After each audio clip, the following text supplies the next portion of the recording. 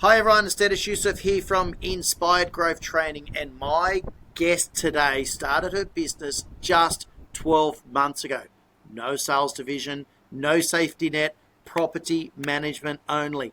Based in Sydney, she backed herself, went out on her own, and as of this week, right now today, she's sitting at 98 properties under management. Now I said 12 months ago, 7 months ago. That's Melanie Poole, the founder of Ledger and Lane, based in Sydney, New South Wales. Now we can refine that down to Liverpool, but it's Sydney. Sydney's the key area right now. In the next 30 minutes, Melanie's going to walk us through why she left, what the first 90 days really look like, and what's driven her growth in the first 7 months. What's driven her growth in moving forward and her why. If you're sitting at your desk right now or you're driving your car, I can't wait for you to hear what Mel has got to say. Melanie, thank you so much for being here with us today. No problem. Mel. Thanks for having me. So Mel, in 30 seconds, tell us who you are, where you are, and a little bit about your business. Yes, Melanie Poole, Ledger and Lane.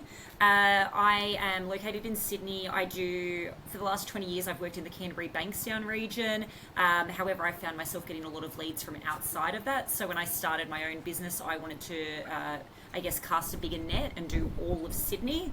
So it's myself and a property manager at the moment. And yeah, we're looking after 98 managements. Which is absolutely phenomenal. Again, 7 months and you got 98 properties. Massive round of applause for you there, Mel. Now, I first met you online on Facebook back in 2013. You actually won a competition with the old BDM coach. It was a scripts and dialogues comp that I'd run, and you won my CDs or DVDs. Might have been 2014. But it's well over 10 years ago, so congratulations. And then I remember Darren Hunter ran the same competition, and you won his one as well. I'm a sucker for a competition. The competitive spirit, I love it. So what were you doing before you went out on your own into Ledger and Lane? So I was working for a franchise, and I had been at the exact same agency for literally 20 years. Started there as a trainee, then property officer, property manager, and then just after COVID, I wanted a little bit of a restructure, and I moved into more of a business development management role, and then I was still doing head of department. So I was looking after a team of about 10 staff, and I was basically running the place anyway, and so it was about time I just decided to actually run my own place. I remember you rang me up, Mel, and you said, Dennis, you're going to be happy. I'm finally going into the BDM position, because I'd been telling you for years you should have been the BDM. Yeah, right? I do love that side of the job. It's funny because I love actually being a property manager, but I like the competitive side of BDM, being able to, win a listing as well. So there's just something about beating the other agent for the listing, right? There's just something about it. it's true. So what do you think was the moment? What was the key moment that, you kind of went, you know what, I think it's time for me to go out on my own? What was there a key moment in life? I wouldn't say it was a specific moment. It was just like an idea that kind of gradually felt like the right thing to do. I said that after COVID, which I'd already been in the industry for 15 years at that point, but I knew I wanted a bit of a change at that point, and I just moved into the BDM head of department role. And I think that I kept thinking to myself gradually, like, oh, what would I do differently if it was mine? And so I think just gradually over, from 2020 to 2025, I was just like, what would I do differently? What would I do differently? I came up with all these ideas, and I was just thinking to myself, maybe I should actually try them. Yeah, so it wasn't really like an on-the-spot decision. This is a slow build. It was a slow churn. Yeah, exactly. I think I treated my last company like it was my own anyway. And so, I think just the autonomy to actually go do it, I think, because, you know, I toyed with so many different ideas. Would I go to another company? Would I invest in the one I worked in? Or would I just start fresh with a rent roll or start fresh with nothing? I had so many different ideas, and ultimately I decided I don't think I could work for anybody else. I'm too much of a control freak. And I think that my ideas are too big to be limited by someone else having their own opinions that are different to mine. And I'm the kind of like, I'm a go big or go home kind of person as well. So starting with no rent roll whatsoever actually wouldn't have been a goal of mine. I think I'd be just not having anything to manage while I'm doing business development management. I think I would have been a little bit, I don't know, underwhelmed. And so I wanted to just start with more. Yeah, okay. I mean, when I met you for the first time, you know, I thought, why isn't this girl out on her own? Like, you came across as a boss, and that comes out in conversation right now. What's your why? What's your driving force in you running your own business? I said before that my ideas I feel like were too big to be limited to working for somebody else, and I think that's a lot of it. So when you think of what a business development manager does, they're trying to sell what is different about their services in comparison to the agent down the road. And my why is, I want to be the best. I want to be different. I want to help improve the industry, elevate the industry. I see issues in our industry with, you know, if you look at how property managers are undervalued, standards not high enough. I just want to be great, perfect, the best, competitive with everything. And so that's my why. I want to make a change in this industry. Yeah. Yeah, well done. It's such an important factor, and it's so good to hear, you know, a boss, because you're now a boss, hear a boss saying that, because, you know, there are a lot of bosses out there that don't care. They're just driven by sales, and property management's pushed to the side. But you are focusing on property management, so that's beautiful to hear. So during those tough times, is your why like helping drive you move forward as well? Because, I mean, yes, you're 7 months in, but I'm sure that you face some tough times, you know, and has the why that you've, meaning the reason why you went out on your own, has that been strong enough to keep you going through those tough times? Yeah, it has. What's I guess something that's I have found, because 7 months is still a short time, right? And you know, I thought I'd have everything organised in the first month, which no. We'll dig into that deeper in a second. And I potentially just had this big idea that I would be doing everything perfectly straight away. And then I realized that no, I need to get the foundations in place, and then I can work from there. And so I'm slowly trying to add this, you know, these different ideas and these that I want to try out along the way. What I guess I found is a few months in, I was thinking to myself, I feel like the ideas I had aren't actually coming to fruition yet. I feel like I'm not aligning with my values. Like, my values are that I want to elevate standards, I want to change the industry. And while trying to organize an entire business, I was like, I'm just doing things like I was doing at my last agency. Like, that's not what I'm about. So it did make me, about 3 months in, when I was maybe feeling a little bit maybe burnt out, because it'd been like a full-on 3 months, you know, buying a rent roll, starting a business, figuring out our procedures. About 3 months in, I was like, no, all right, remember why you started doing this. And I've since then, basically every month without fail, I've made some kind of improvement. So awesome. The why has got me to just elevate my own standards, because that's what I wanted to do in the first place. But I think in the first 3 months I didn't quite get there, and now it's just like, okay, next month, what are we ticking off the list? Next month, what are we ticking off the list? Love it. I love that. So you're doing that, and Darren Hunter will be very happy to hear that you've got a checklist of things that you're working through as well. Yeah. So how many properties did you start with? How many did you buy? It was a rent roll of 67. And although I listed 2 properties literally at my first week, but yeah, up to 98 now, and got a few in the pipeline. Awesome. Yeah, as you have, and we've been like chatting about that, which is really cool. So, did you bring any clients on from where you previously worked from? This is a really tricky question, and I'm asking you live, but one thing that I always say to business owners: if you're interviewing a BDM and a BDM says I can bring 30 properties over, that's the one you don't employ, Yeah, right? yeah, But yeah. did any properties come across? Look, it is a challenge because I worked at one company for such a long time and I was so active on social media that a lot of people can find me easily. They know where I am. And it's hard because as much as I'd like to accept them, I never left my old company on bad terms. So I have had a few people approach me and I have signed up a handful of them. But there's actually more that I said basically like, hey, I left on good terms, you need to go speak to them. Like, unless they've caused a problem, like, you can't leave just because you want to follow, sort of thing. So, yeah, and I'm still on good terms with my old boss anyway. And because I'm exclusively property management, I still work with my old boss from a sales capacity as well.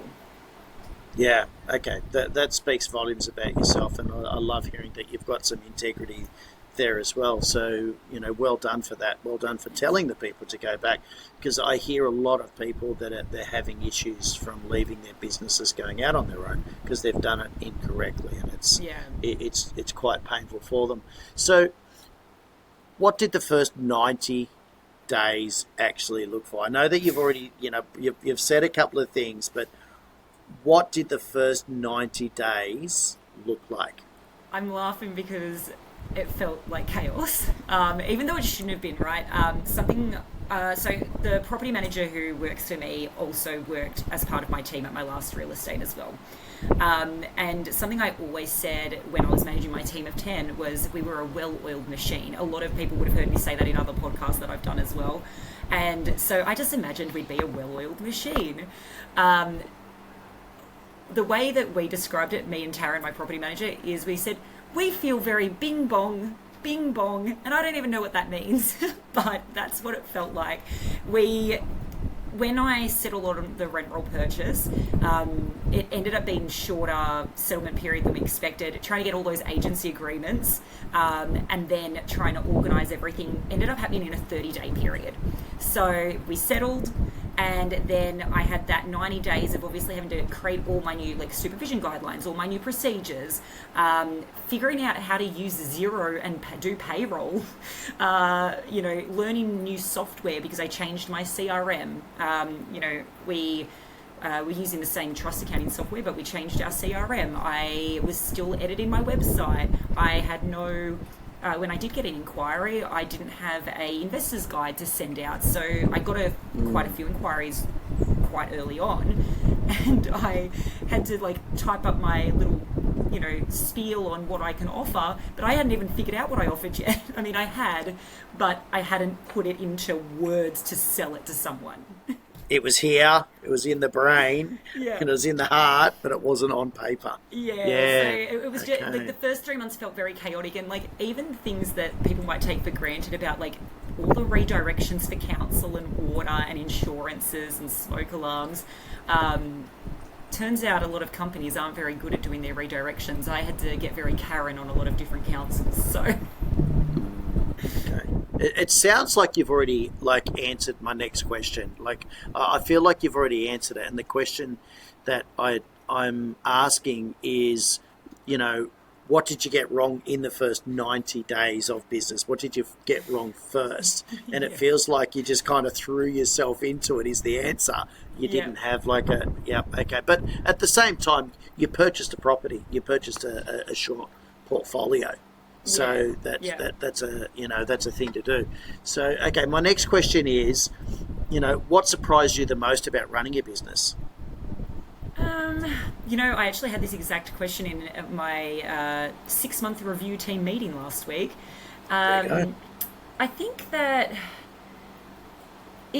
working for a big team, and having a big team, I think the most interesting thing is how me and having one other property manager, we interact with each other actually, because we used to be in an open plan office and now I only see my property manager 2 days a week. She works from home every other day.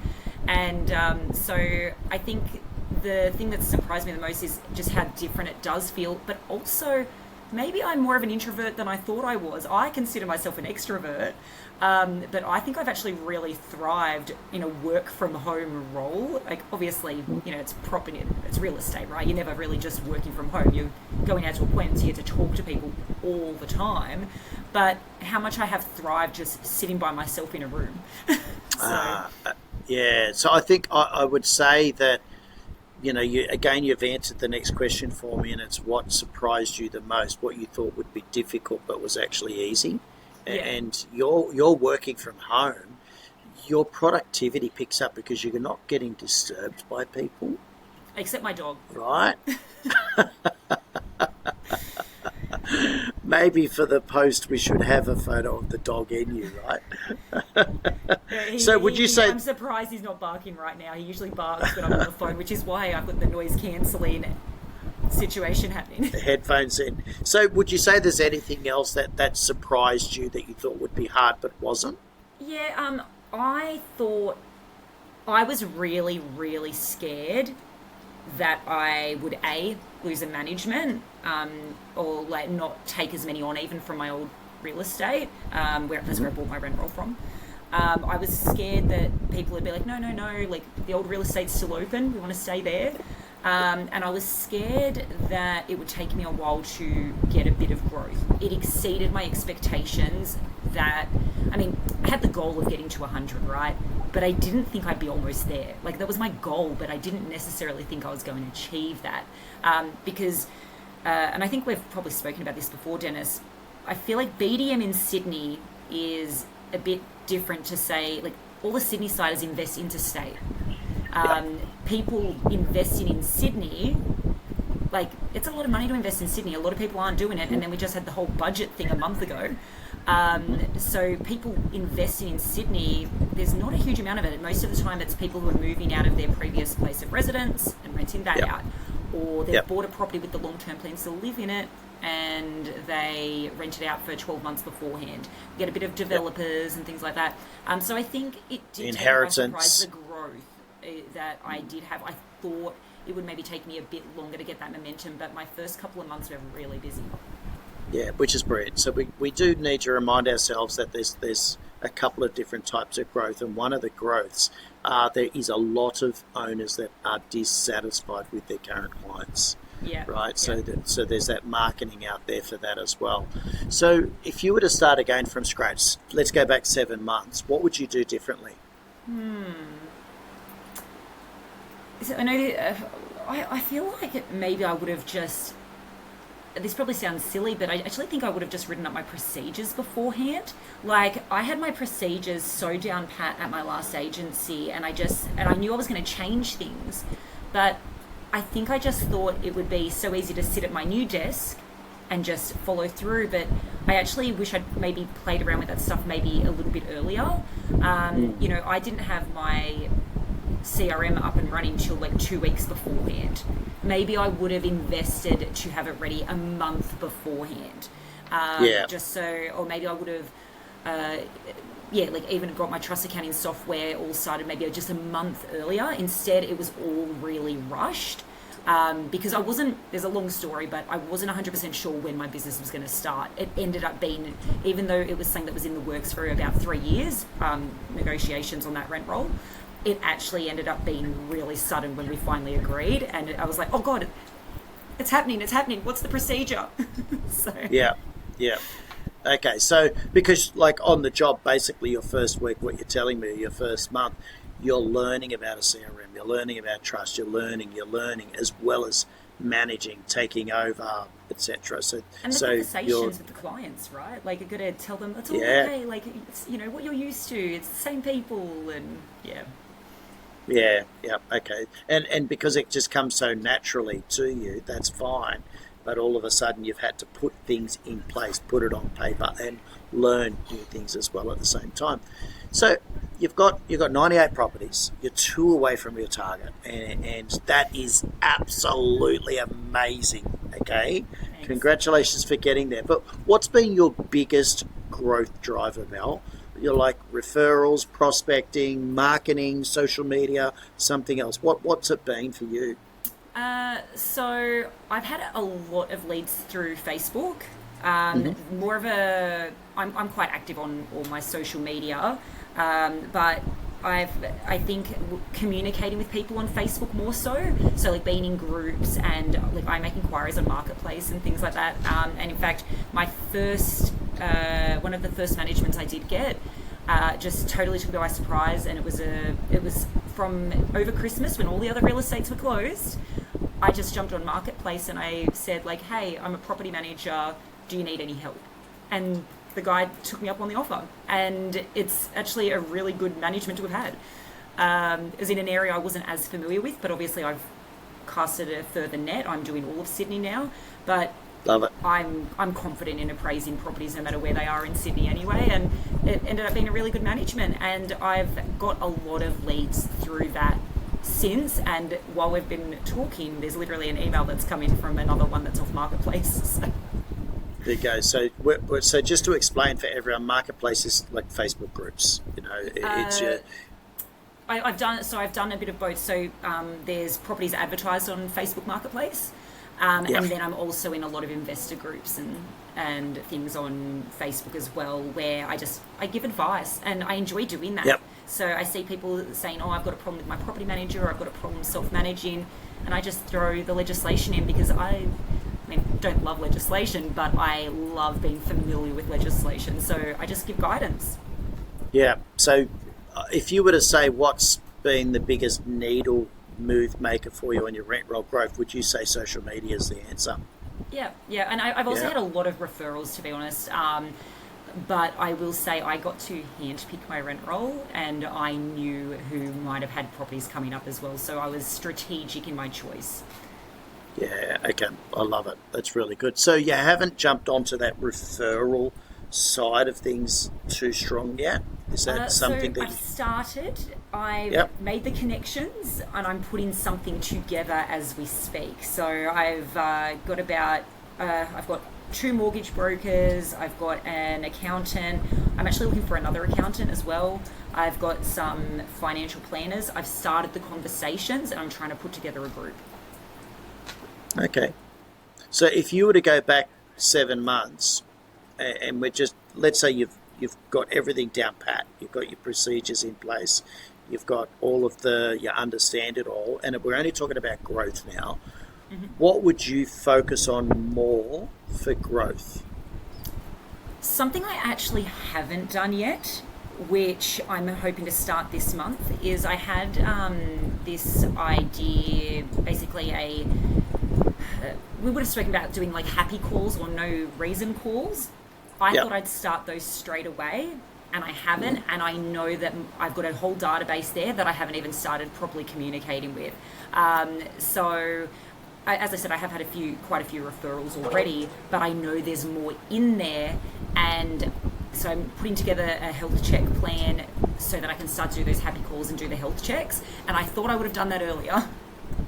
Okay, no, it's one of those things that I always say to BDMs, that should be the first thing that you do, because you've got permission to call your current clients, and it gets you into that habit as well. But well done that you put something in place.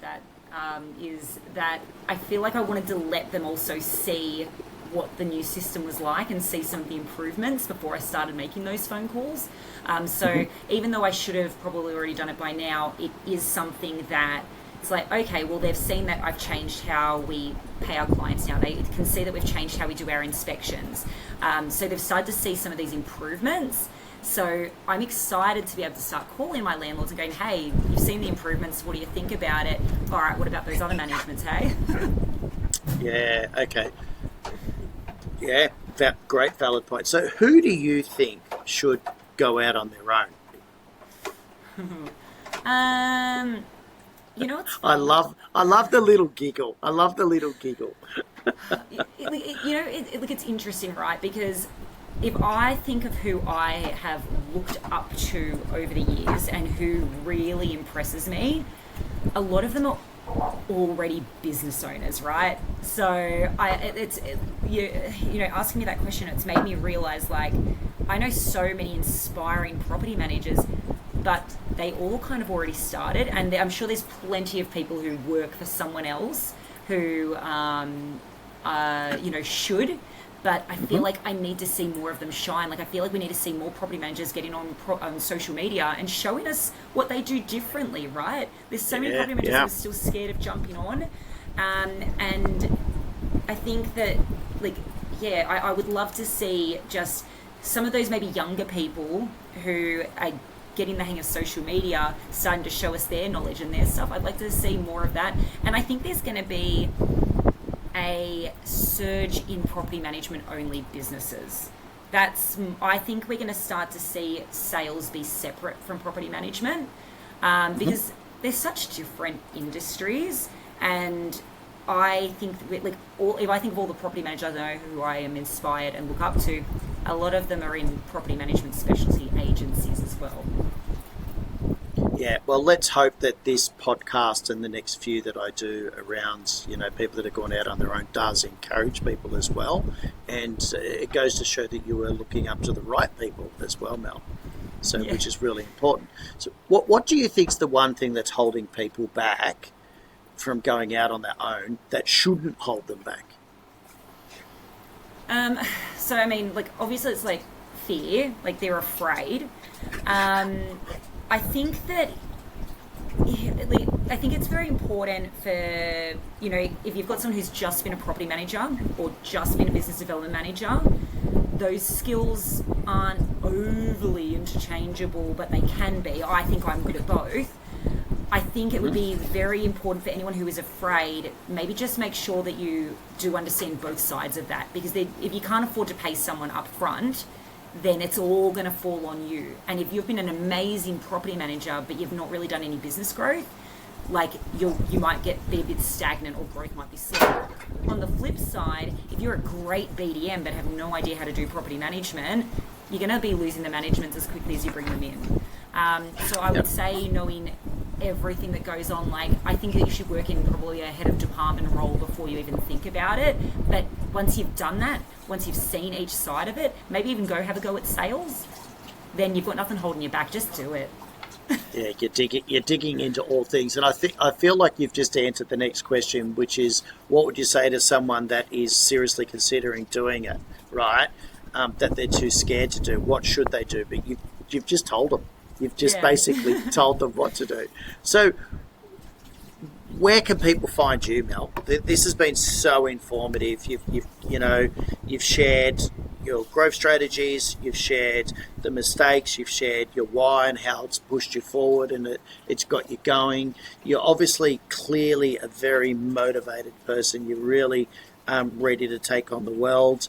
I'm not going to pressure you into sharing what your next goals are. It's up to you if you'd like to, But ultimately, where's the best place for somebody to contact you? I'm going to tag you in the posts. I'm going to put you all over social media, and we'll do an email campaign for this as well. But what's the best place for people to reach out to you?